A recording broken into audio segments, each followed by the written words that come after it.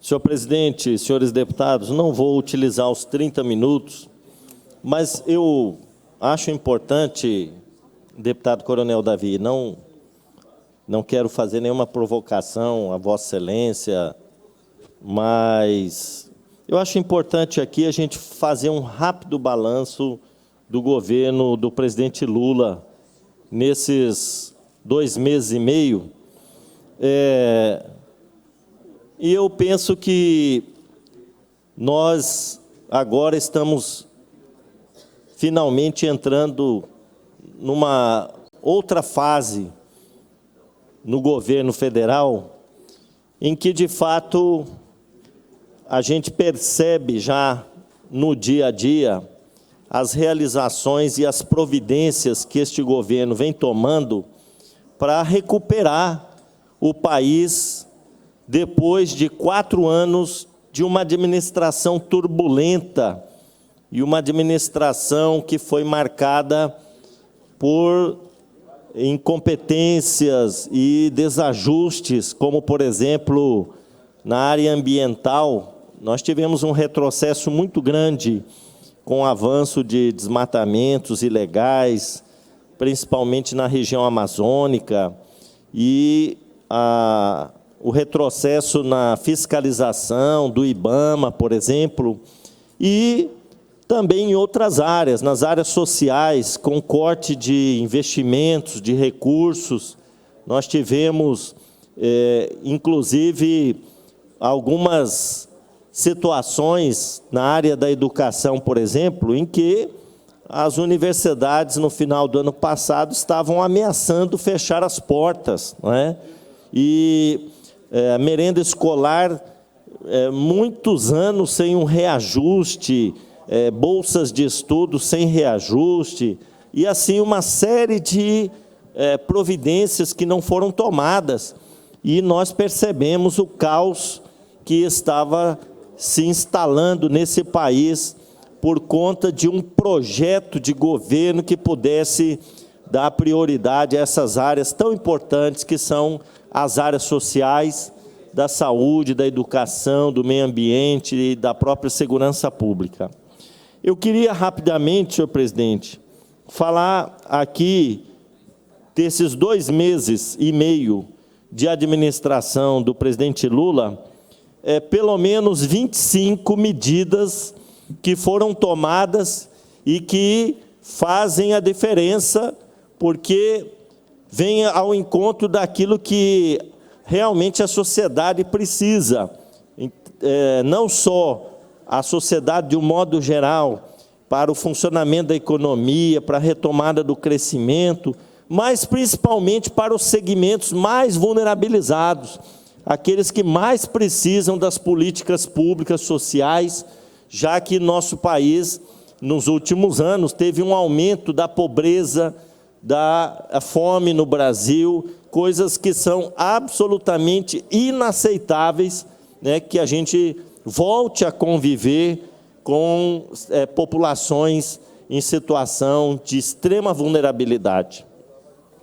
Mas, então, quero elencar aqui 25 medidas que o governo federal já tomou e que são extremamente relevantes. Primeiro, o novo Bolsa Família, que é um programa necessário, já que nós temos grandes desigualdades sociais no Brasil e tem uma parcela muito significativa da população que está na pobreza e em situação de vulnerabilidade social. O novo Bolsa Família, ele paga R$ 600 para a família, mais R$ 150 para crianças de até 6 anos de idade e mais R$ 50 para cada membro da família. Portanto, uma família aí com 3, 4 crianças poderá receber até um salário mínimo, né, de auxílio ou de Bolsa Família, que é um programa de transferência de renda, e isso vai reverter em benefícios para essa família, que vai ter condições de garantir o mínimo de segurança para os seus filhos. Na educação, nós tivemos 25 bilhões a mais de investimentos do que no ano de 2022. 25 bilhões a mais. E na saúde, 23 bilhões a mais. Na infraestrutura, 11 bilhões a mais. E na agricultura, com 1 bilhão a mais de investimentos do que em 2022. No sexto item, destaco aqui que o diesel e o gás com impostos federais zerados por mais um ano. Inclusive, agora foi anunciada a redução, né, do preço do diesel. E isso é muito importante porque reflete nos outros preços de frete e da própria mercadoria que é transportada. Portanto, já que temos que ter uma atenção com controle do preço dos alimentos e de outras mercadorias, então a redução dos combustíveis, no caso do diesel, já que o Brasil tem uma frota muito grande, né, de caminhões, carretas que circulam por esse país afora, transportando as mercadorias. Essa redução do diesel é fundamental. E, no item 7, aumento de 15% no salário dos professores. O piso salarial estava em R$ 3.845 ano passado, e agora passou para R$ 4.420. Socorro aos índios Yanomami. Nós vimos a tragédia humanitária que estava acontecendo com os povos Yanomami. E hoje temos 5.000 atendimentos em saúde, 100 profissionais de saúde atendendo, 5.500 cestas básicas, instalação do Hospital da Aeronáutica, e hoje quase 80% das crianças voltaram a ganhar peso. Elas que estavam numa situação de extrema insegurança alimentar, muitas delas desnutridas, né, desnutrição grave. Então, podemos dizer que salvamos o povo Yanomami da tragédia humanitária que estava vivendo. Item 9, envio de 600 milhões para os estados e municípios reduzirem a fila das cirurgias. Eu queria aqui abrir um parênteses para dizer que nós, nos gabinetes aqui, recebemos sempre mensagens, ligações, e-mails, né, de pessoas que estão na fila das cirurgias eletivas, né? Essa fila é enorme, é quilométrica, e ela foi aumentando principalmente no período da pandemia, né? Foram suspensas as cirurgias eletivas, e hoje o número de pessoas aguardando uma fila, ou melhor, uma cirurgia por 1, 2, 3 anos até, vão ter a oportunidade de ter a sua cirurgia agendada. O governo do presidente Lula repassou para os estados e para os municípios 600 milhões de reais para investir justamente nestas cirurgias que estão aguardando há bastante tempo, né? Depois, item 10, reajuste de até 200% nas bolsas de estudo de graduação, mestrado e doutorado, né? Aqueles pesquisadores que estavam aí recebendo uma bolsa do CAPES, CNPq, tiveram 200% de aumento. A volta do programa Minha Casa Minha Vida, com 9 bilhões e meio de orçamento, 8 vezes, né, superior ao que foi destinado no ano passado. E a meta é entregar 2 milhões de moradias até o ano de 2026. Então, nós ficamos assim muito satisfeitos com esse anúncio, porque o programa Minha Casa Minha Vida, ele acaba refletindo na geração de empregos, né? Construção de habitações e investir em infraestrutura nas cidades é o melhor caminho para se combater o desemprego no país, né? Gera muito emprego. Então, são 9 bilhões e meio de recursos para o Minha Casa Minha Vida. O salário mínimo já teve um aumento 3% acima da inflação, né? e depois aumento de 39% na faixa de isenção do imposto de renda. Há muito tempo não havia, né, esse reajuste, e hoje, então, o presidente Lula determinou para quem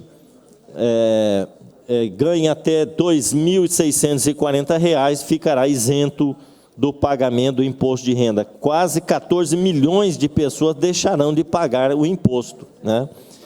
Implantação do Programa Nacional de Distribuição de Absorventes em escolas públicas para meninas de baixa renda. Eu tive a oportunidade de apresentar um projeto de lei nesta casa, quando saiu uma reportagem no Fantástico, né, de meninas pobres que não tinham dinheiro para comprar o absorvente e acabavam deixando de ir à escola, faltando uma semana na escola, né, faltando a outras atividades, e era um programa que nós tínhamos aqui sugerido ao governo, mas infelizmente o nosso projeto não prosperou. E o governo do presidente Lula encampou esta proposta de implantar esse Programa Nacional de Distribuição dos Absorventes nas escolas. Multa para empresas que pagarem salário desigual entre homens e mulheres na mesma função. Essa é uma questão também fundamental. Não podemos admitir que no Brasil se faça diferença de salário entre homens e mulheres que realizam o mesmo trabalho, né? E isso é uma discriminação da força de trabalho feminina, né? E hoje a mulher, ela está aí praticamente em todas as atividades, né, no mundo do trabalho, e não é possível que ainda as mulheres recebam, em média, 30%, 40% a menos, né, do que os homens. Então, aqui foi estabelecida uma multa para as empresas que fazem essa distinção. Retomada de 1.186 obras paradas de creches. Aqui em Campo Grande nós temos 10, né? 10 CEINFs que estão ainda sem conclusão, deputado Lídio, né? Vai liberar, né? O Lula vai liberar o recurso. O deputado Lídio aqui está confirmando que só está esperando cair o dinheiro no caixa, né? Que a nossa prefeita Adriane Lopes vai concluir 13, ele me corrigiu aqui, né? Um número bonito esse, inclusive, né? 13 CEINFs para atender. E por causa do 13, né? Senão não vinha.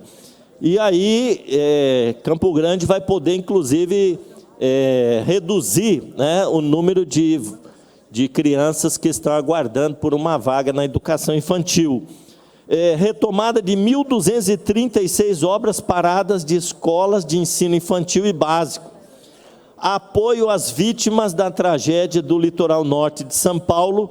Todos acompanharam pela imprensa a tragédia que foi em função das chuvas, né, ali no litoral de São Paulo. O governo liberou 120 milhões para socorrer as famílias. Investimento de mais de 2 bilhões em 100 dias na manutenção das rodovias. Orçamento de 500 milhões na construção de 100 mil cisternas, apenas esse ano de 2023, para a região Nordeste e Norte, né, enfrentar o problema da seca. Envio de 430 milhões para combater a seca no Rio Grande do Sul. Vejam que nós tivemos agora esse período de estiagem prolongadíssima no Rio Grande do Sul, enquanto aqui, por exemplo, Mato Grosso do Sul chove todo dia agora, né? Lá no Rio Grande do Sul, seca, né? O governo socorreu com 430 milhões. Reativação do Fundo Amazônia. Quando o Bolsonaro desdenhou, não queria saber mais do Fundo Amazônia, a Alemanha queria ajudar, investir, ele, não, para que isso, não sei o que e tal. E agora vamos reativar o Fundo Amazônia contra o desmatamento, com 5 bilhões, né, de recursos disponíveis para essa finalidade. Aumento de 39% no repasse federal da merenda escolar. A merenda escolar, que estava aí defasada já há 10 anos sem reajuste, o governo, de 3 bilhões e 900 em 2022, passou para 5 bilhões e 500 milhões, né? Campanha Nacional de Vacinação, voltou então o Zé Gotinha agora, incentivando a população a se vacinar, né, vacinar as crianças. Quanta gente estava deixando de vacinar porque o negacionismo estava aí colocando medo nas pessoas, não querendo mais vacinar os seus filhos, porque a vacina não tinha efeito, ou porque poderia causar outros efeitos colaterais ou até doenças. E essa é uma mentiraiada, né, que tem que ser desfeita, né? Os fake news das vacinas. As pessoas estão agora tendo a oportunidade de ter o Zé Gotinha incentivando de volta a vacinação das crianças, protegendo contra doenças graves, né, que já tinham sido até erradicadas. E, por fim, 25º item, o retorno do programa Mais Médicos. Olha só notícia boa e importante para a população, né? Mais Médicos agora vai dar prioridade para os médicos brasileiros, porque na época que a presidente Dilma implantou, vieram médicos de Cuba, de outros países, e aí houve aquela chiadeira, né? Estão trazendo médicos de fora e tal. Então o presidente Lula agora estabeleceu como prioridade atender os médicos brasileiros neste programa, que quiserem aderir a esse programa. Eu me lembro quando a presidente Dilma implantou o programa Mais Médicos, nós tínhamos 750 municípios no Brasil sem nenhum médico, nenhum. 750 municípios, né? E aquele programa, na época, garantiu médico em todas as cidades brasileiras, né?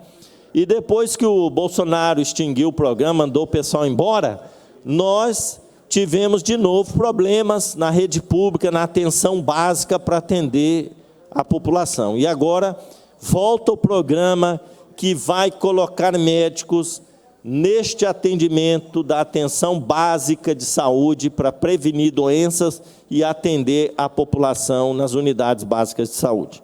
Então, senhores deputados, deputado Coronel Davi, até babou um pouco agora, ficou assim, né? Assim, estupefato, né, de tantas notícias boas, e eu penso que Vossa Excelência fica feliz também, né, com essas notícias, os programas voltando, a população sendo atendida. É um período assim de esperança, esse momento que o Brasil possa retomar as suas políticas públicas, sociais, atender bem o povo que mais precisa, né? E também a volta do crescimento econômico. A gente vê aí a luta do ministro da Fazenda, Fernando Haddad, né? Até fazendo um apelo ao Banco Central, Copom, precisa reduzir logo essa taxa de juros, porque é a maior do mundo, 13,75% de juros, é algo insustentável. Porque, no final das contas, o povo acaba trabalhando para manter essa taxa de juros, manter os juros que o governo federal tem que arcar, né? E aí o Copom agora manteve esse teto altíssimo de juros que nós temos aqui, das taxas Selic, né? Permite uma parte, deputado Pedro Kemp? E disse até que, o Copom disse até que pode subir ainda, né? Se precisar. E isso assusta um pouco, né? Porque acaba travando o crescimento econômico, né? A economia fica amarrada. E o presidente Lula diz que tem pressa. Ele quer, né, de novo, fazer investimentos, fazer o dinheiro circular na mão dos pobres, que possam consumir e aí aquecer a economia. Isso é importante. Mas nós vamos conseguir amolecer o coração dos membros do Copom para que em breve comece a fazer essa redução da taxa de juros no Brasil. Eu concedo uma parte ao meu nobre colega aqui de Assembleia, deputado Coronel Davi. Deputado Pedro Kemp, agradeço, Vossa Excelência me permitiu a parte. Vossa Excelência foi tão educado comigo no início do seu pronunciamento, que eu não poderia me portar de outra forma que também não fosse de forma educada. Até porque Vossa Excelência, dessa forma, me ajuda a seguir a recomendação médica para que eu não fique muito exaltado aqui no plenário, principalmente nas discussões com Vossa Excelência. Eu vou falar muito pouco, até porque Vossa Excelência teve um trabalho muito grande de pegar aí 25 conquistas do governo Lula. Vossa Excelência deve ter trabalhado muito para achar essas 25 questões. Não foi fácil, tranquilo. O que chama atenção, deputado Pedro Kemp, é a visão hoje que os órgãos de imprensa tinham a respeito do governo do presidente Bolsonaro e hoje têm em relação ao governo do presidente Lula. Por exemplo, a inflação hoje, na visão da imprensa, é algo bom para os pobres. O governo Bolsonaro, que diminuiu o preço da gasolina, diminuiu a inflação, diminuiu o desemprego, era um governo ruim, apesar desses indicativos muito bons. O governo do presidente Lula aumenta a inflação, aumenta o combustível e vem crescendo o desemprego, mas na visão da imprensa é um governo bom.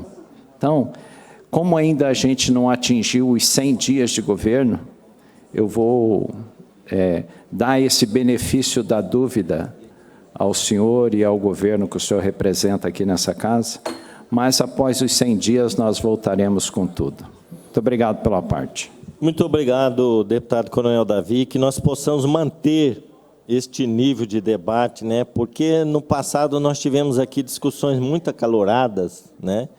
E os últimos acontecimentos aqui nesta casa nos ensinam que nós temos que manter o equilíbrio, a calma, até para não prejudicar a nossa saúde, né? Então, eu acho que a gente vai ter muitos debates produtivos aqui, porque as ações do governo Lula, elas já refletem muito bem assim, na vida das pessoas, dando assim, uma segurança de que agora nós temos um presidente que cuida do povo. Essa é uma frase que eu gostaria de deixar assim, só o fato do presidente pegar um avião e ir lá na terra dos Yanomami e falar, ó, nós estamos aqui com vocês agora, nós vamos cuidar de vocês, né? Chega de garimpo ilegal, contrabando de madeira, de drogas na Amazônia, contaminando os rios com mercúrio, né? E dificultando a vida daquele povo que vivia tão bem sem o contato com os não índios, né? E que agora passando fome, né? Com desnutrição, com rios contaminados, água contaminada, doenças, né? Então, só esse fato já se reveste de um simbolismo muito grande, um presidente preocupado com o povo mais pobre, mais frágil, né? E o presidente Lula, ele já nos 2 primeiros governos, teve essa marca, né, da política social, do cuidado com as pessoas mais vulnerabilizadas, né, do país. Então, nós temos hoje uma política para as mulheres, para os índios, para os negros, para as pessoas com deficiência. Nós temos essa preocupação, esse olhar do governo para esses setores. O governo Bolsonaro, ele era, né, extremamente cruel com os mais pobres, né? E na pandemia, então, a crueldade foi extrema, né? Que, inclusive, levou o Brasil a esse número absurdo de mortes.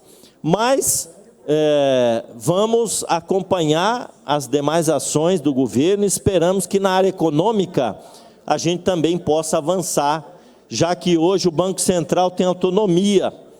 Quer ver, o governo fica um pouco amarrado com essa autonomia do Banco Central, né? Mas que haja um entendimento no sentido de que a gente possa destravar o crescimento econômico para gerar empregos, distribuir renda, que é o mais importante. Então, eu queria aqui, senhor presidente, encerrar fazendo esse breve relato das principais ações do governo Lula agora nesse início de 2023, desejando que o país volte, então, à normalidade e a ter políticas públicas que realmente coloquem o país no cenário internacional de novo, como uma nação respeitada e uma nação que tem muito a contribuir com o mundo todo, né, no sentido de fortalecer a democracia, já que ela esteve ameaçada nos últimos anos, né, e, ao mesmo tempo, fazer uma política de crescimento econômico, mas com justiça social, né? Não adianta a gente ter um país rico com a maioria esmagadora da população na pobreza, né, passando necessidade. Não adianta. Que tipo de, né, falar de crescimento econômico, mas esse crescimento econômico beneficiar uma minoria, uma elite só, enquanto que a maioria do povo fica aí, né, sem ter o mínimo necessário para viver com dignidade, isso aí não interessa, não interessa, né?